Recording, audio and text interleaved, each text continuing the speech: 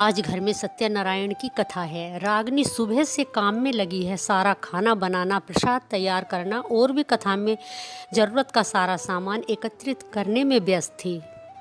तभी उसकी सास गीता जी की आवाज़ आई, मेरा नहाने का पानी रख दिया या नहीं? जी माँ जी, रख दिया है, आप नहा लीजिए। रागनी, कहाँ हो तुम? मेरे कपड़े भी नहीं निकाले, पता नहीं क्या करती रहती हो। करण ने झुंझलाते हुए कहा। जी अभी आई, अभी निकाल देती हूँ। करण ने पूजा में पहनने के लिए कपड़े देकर फिर से रागनी रसोई घर में चली गई। तभी निक्की और वासु ने चिल्लाते हुए कहा, मम्मी कितनी देर और लगेगी पूजा में? हमें तो बहुत तेज़ भूख लग रही है।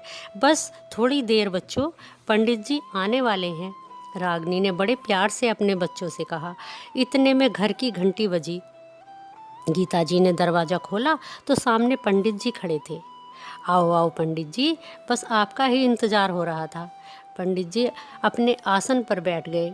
अच्छा लाओ, अब मुझे पूजा का सामान लाओ। एक थाल में परोत ला कर दो। रागनी, ए रागनी, जल्दी से सब सामान ला कर दे। ला रही हूँ माँ जी। रागनी ने पूजा में इस्तेमाल होने वाली सारी चीज़ें जैसे चौकी, लाल कपड़ा, दो फल, धूप, दीप, फूल, प्रसाद, जल आदि सभी सामान वहाँ ला कर रख दिए। गीता जी फल धोने लगी तो उनमें से कुछ फल खराब निकले।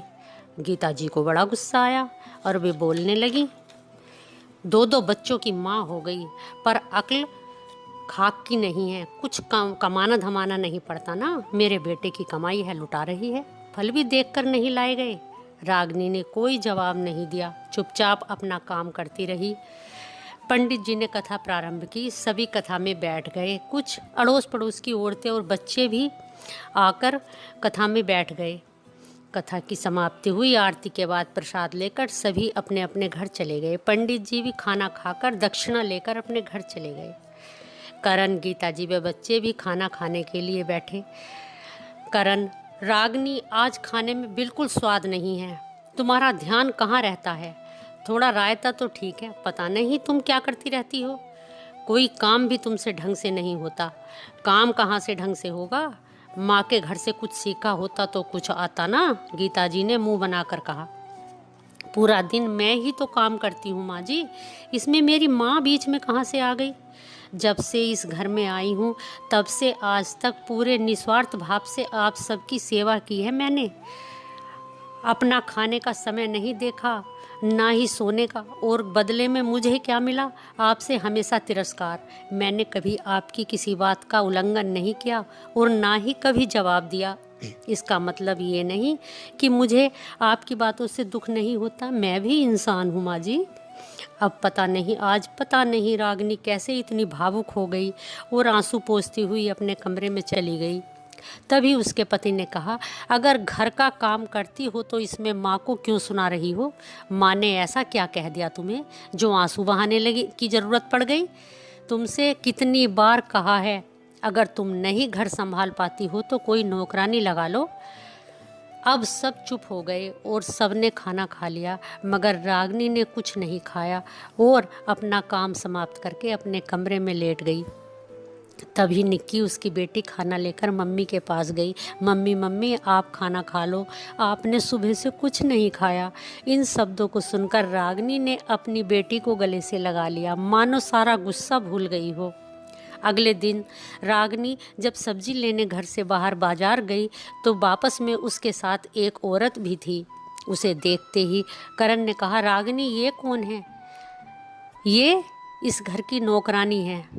आप सभी इन्हें अपना अपना काम बता दो, आज से ये ही तुम्हारा सबका काम करेंगी। ये कहते हुए रागनी अपने कमरे में चली गई। रागनी की बात सुनकर सब हैरान थे। बच्चे भी दादी और पापा का मुंह ताक रहे थे। अब तक किसी ने रागनी की वैल्यू को नहीं समझा था। शायद आज सब समझ में आ रहा था। भला नौकरानी कैसे इतनी जिम्मेदारी से घर का काम कर सकती है?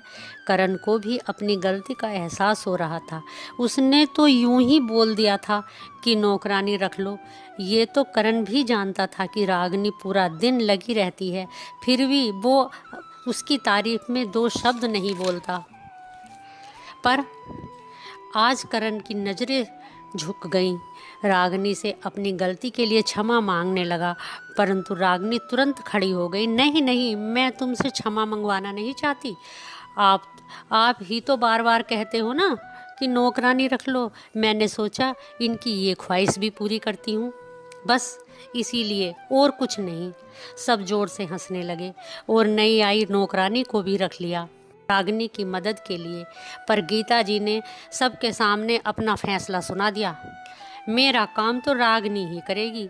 जी माँ जी, मैं ही करूँगी, रागनी ने हंसकर जवाब दिया।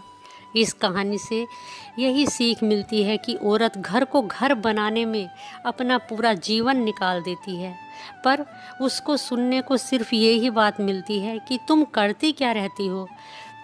हम सबको समझना चाहिए कि आदमी तभी बाहर कमा कर लाता है जब औरत घर परिवार को संभालती है।